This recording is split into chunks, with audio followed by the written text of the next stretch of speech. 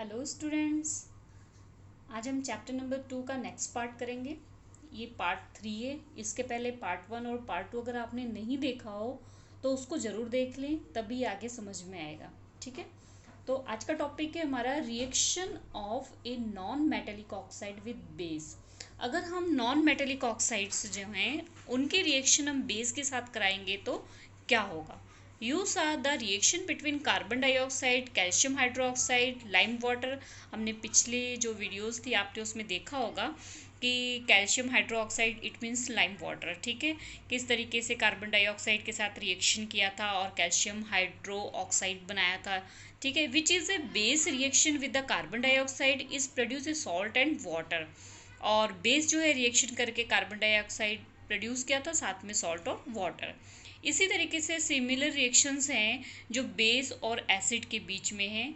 अब इसी तरीके से हम कुछ रिएक्शंस देखेंगे। नॉन मेटेलिक ऑक्साइड जो हैं वो कुछ क्या होते हैं, एसिडिक नेचर में होते हैं, उनके बारे में कंक्लूजन निकालेंगे। तो फर्स्ट है, what do all acid and all base have in common. तो इसके लिए हम एक एक्सपेरिमेंट देखेंगे कि क्या जो है सारे एसिड और जो सारे बेस है वो कॉमन होते हैं। तो इन सेक्शन में आपको यहाँ पे जैसे डायग्राम दिखाया गया है, आप डायग्राम में जिस तरीके से सेटअप है ऐसा करोगे एक्सपेरिमेंट में। तो फर्स्ट हमने क्या ले लिया, एक ये बीकर ले लिया है। ठीक है, उसके बाद सेकंड हमने यहाँ पर जो है एक जो है कॉर्क ले लिया। वेट, यहाँ पर एक कॉर्क लगा दिया है। ठीक है, कॉर्क के साथ दो आयरन नेल्स लगा दिए। आयरन नेल को एक वायर के साथ कनेक्ट कर दिया। इस वायर में पहले यहाँ पर एक बैटरी फिक्स कर दिए 6 वोल्ट की। साथ में सेकंड जो वायर है उसको क्या कर दिया, यहाँ पर एक स्विच फिक्स कर दिया, एक बल्ब फिक्स कर दिया और इसको आपस में क्या कर दिया, ज्वाइन कर दिया। उसके बाद हम इसके अंदर जो बीकर था, बीकर के अंदर सॉल्यूशन डालेंगे HCl। HCl क्या है, एसिड है। ठीक है, अब इसके अंदर जब हम एसिड का सॉल्यूशन डालेंगे तो हम क्या देखेंगे कि ये बल्ब जो है वो ग्लो हो रहा है। ठीक है, बल्ब जो है ग्लो हो रहा है। तो इससे क्या कंक्लूजन निकला आपका कि acid solution in water conduct electricity. अगर एसिड जो है वाटर के सॉल्यूशन में होता है तो वो इलेक्ट्रिसिटी को कंडक्ट करता है। ठीक है, तो इस एक्सपेरिमेंट से हमें पता लग गया, क्योंकि बल्ब इसमें क्या हो गया, ग्लो हो गया। इट मीन्स जो एसिड है अगर वो वाटर में सॉल्यूशंस होता है तो वो इलेक्ट्रिसिटी को क्या करता है, कंडक्ट करता है। अब आगे देखते, the bulb start glowing in the case of acid. Acid डाला था तो बल्ब ग्लो हो गया था, जो हमने पीछे फिगर देखा था। ठीक है, but you will observe that glucose and alcohol solution do not conduct electricity. लेकिन यही एसिड की जगह अगर हम ग्लूकोज डाल दें, ठीक है, और अल्कोहल डाल दें तो बल्ब जो है ग्लो नहीं होगा। Glowing of the bulb indicate that there is a flow of electric current through the solution. अगर बल्ब ग्लो हो रहा है इट मीन्स जो हमने सॉल्यूशन लिया है उसमें से इलेक्ट्रिसिटी पास हो रही है। अगर बल्ब ग्लो नहीं हो रहा है इट मीन्स जो हमने सॉल्यूशन लिया उसमें से इलेक्ट्रिसिटी पास नहीं हो रही है। ठीक है, बल्ब ग्लो हो रहा है तो पास हो रही है और बल्ब ग्लो नहीं हो रहा तो पास नहीं हो रही है। The electric current is the carried through the solution bye ions. और आपको पता होगा, आपने नए चैप्टर नंबर 13-12 की मैंने वीडियो बना रखी है, आपने इसमें देखा हो कि जो इलेक्ट्रिक करंट है अगर वो आगे पास हो रहा है इट मीन सॉल्यूशन में क्या चाहिए होता है, आयंस। अगर आयंस होते हैं तो ही जो है इलेक्ट्रिसिटी जो है आगे जो है पास होती है। Since the cation present in the acid, इसका मतलब क्या है कि जो एसिड में कैटायन प्रेजेंट है जो H पॉजिटिव होता है। ठीक है, this suggest the acid produce hydrogen ion. It means जो एसिड होता है उसके अंदर कौन से आयन होते हैं, hydrogen ion. Aqueous solution, aqueous means aqueous solution means ये लिक्विड में होता है। In solution which are responsible for their acidic properties. अगर एसिड जो है एक्वस सॉल्यूशन में होगा तो उसकी एसिडिक प्रॉपर्टी के कारण उसमें हाइड्रोजन आयंस होते हैं, जिसके कारण से इलेक्ट्रिसिटी जो है कंडक्ट होती है। अगर यही हम एक्टिविटी रिपीट करेंगे सेम सोडियम हाइड्रोक्साइड के साथ, कैल्शियम हाइड्रोक्साइड के साथ, तो आप क्या रिजल्ट देखोगे। तो हम रिजल्ट देखेंगे कि इसमें कंडक्ट तो होती है इलेक्ट्रिसिटी पर उतनी नहीं। ठीक है, जिसमें जितनी ज़्यादा हाइड्रोजन आयंस होंगे उसमें इलेक्ट्रिसिटी पास होगी और जितने कम होंगे उसमें इलेक्ट्रिसिटी पास नहीं होगी। अब एक एक्सपेरिमेंट हम देखते हैं what happen to an acid और a base in a water solution. अगर हम एक एसिड और बेस का वाटर सॉल्यूशन लेंगे तो क्या होगा।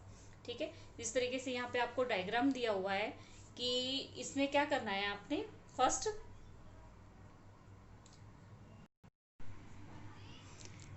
इसमें आपने एक टेस्ट ट्यूब ली, दो टेस्ट ट्यूब ली सॉरी, जिसमें हमने सॉलिड NaCl डाला है। ठीक है, और वो टेस्ट ट्यूब भी कैसी थी, ड्राई थी। दूसरी टेस्ट ट्यूब में हमने सल्फ्यूरिक एसिड डाला है। ठीक है, अब दोनों में से जो भी गैस निकल रही है, अगर वो गैस निकल रही है, और यहाँ पर हमने लिया है एक लिटमस। ठीक है, एक हमने पहले ड्राई लिटमस लिया, फिर जो है वेट लिटमस लिया।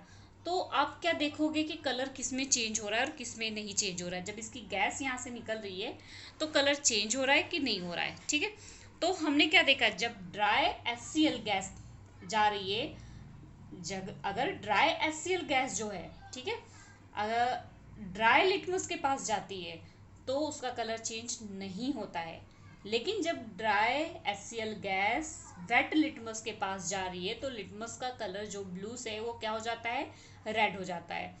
इससे हमें क्या पता लगता है कि जो एसिड है अगर वो एक्वस सॉल्यूशन में है तो ही उसका एसिडिक बिहेवियर होता है, तभी उसके अंदर क्या होता है, हाइड्रोजन आयंस होते हैं।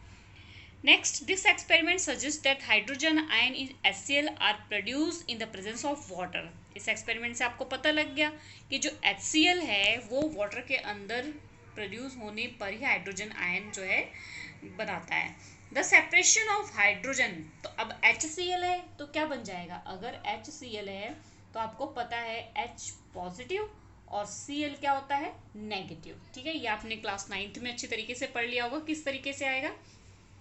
तो HCl वाटर के साथ इंक्लूड होगा तो इसमें जो आयंस बनेंगे वो कैसे बनेंगे, कुछ इस तरीके से H3O positive plus Cl negative. ठीक है, अगर वाटर के साथ इंक्लूड है, ठीक है, तो इसको बोलते हैं हाइड्रोनियम आयन। H3O जो पॉजिटिव होता है ये हाइड्रोनियम आयन है। ठीक है, hydrogen ions can not exist alone, hydrogen ion अकेला एग्जिस्ट नहीं होता है, but they exist after combining with water molecules.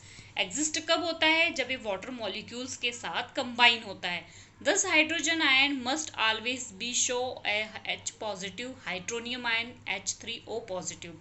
तो H पॉजिटिव अगर एक्वस सॉल्यूशन है तो हाइड्रोजन आयन, और H3O पॉजिटिव है तो उसको क्या बोलेंगे, हाइड्रोनियम आयन। और दोनों ही आयन अगर किसी के अंदर प्रेजेंट है तो वो कैसा बिहेव करेगा, एसिडिक बिहेव करेगा, और फर्स्ट और वो इलेक्ट्रिसिटी को कंडक्ट करेगा। We have seen that the acid give, हमने क्या देख लिया, एसिड क्या दे रहा है, H3O पॉजिटिव या फिर H positive ions aqueous solution में। And let us see what happen when base is dissolve in water. आगे हम देखेंगे अगर बेस को हम वाटर में डिसॉल्व कर रहे हैं तो क्या हो रहा है।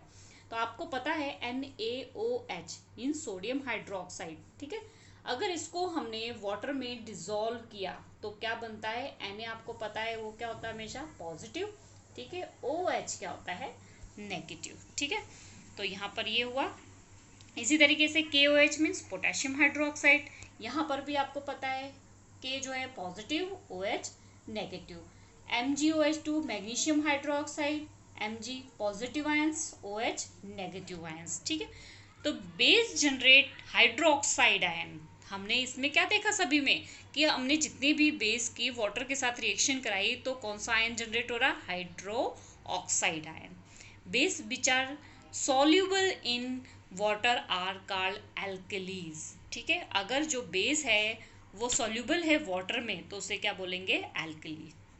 ठीक है, आपको ये चीज़ समझ आ गई होगी, एसिड और बेस में, एसिड में कौन सा आयंस होता है और बेस में कौन सा आयंस होता है। ठीक है, now as we have identified that all acid generate, अब हमने क्या आइडेंटिफाई किया कि अभी तक के सारे एसिड जो है हाइड्रोजन आयन जनरेट करते हैं और सभी बेस क्या होते हैं, हाइड्रोक्साइड आयन करते हैं। We can view the neutralisation reaction, तो इसी से हमने न्यूट्रलाइजेशन रिएक्शन का आपको पता है, हमने पिछली वीडियो में आपको अच्छी तरीके से मैंने समझाया हुआ है, आप वहाँ से एक बार देख लो कि एसिड और बेस जब दोनों आपस में कंबाइन हो जाते हैं तो कौन सी रिएक्शन होती है, न्यूट्रलाइजेशन रिएक्शन। अब एसिड में आप देख रहे हो, एसिड यहाँ पर जो H शो किया हुआ है, ठीक है, यहाँ पर कोई भी एसिड है, ठीक है, और यहाँ पर OH के साथ कोई बेस है। जब इनकी रिएक्शन हुई तो ये क्या होता है, आप देखो जो X है वो M के साथ कंबाइन हो गया, मीन्स एसिड जो है वो बेस के साथ कंबाइन हो गया साथ में। अब इसके पास देखो यहाँ पर H बच गया और यहाँ पर क्या बच गया, OH बच गया, तो HOH, इट मीन्स हम इसको लिख सकते हैं H2O, ठीक है। तो इससे हमें क्या पता चला कि एसिड और बेस आपस में कंबाइन होके सॉल्ट एंड वाटर बनाते हैं। नेक्स्ट टॉपिक हम नेक्स्ट लेक्चर में देखते हैं। आई होप आपको समझ में आ गया हो। तो मेरी वीडियो को लाइक कर देना, चैनल को सब्सक्राइब कर देना और बेल आइकन को दबाना बिल्कुल भी मत भूलना।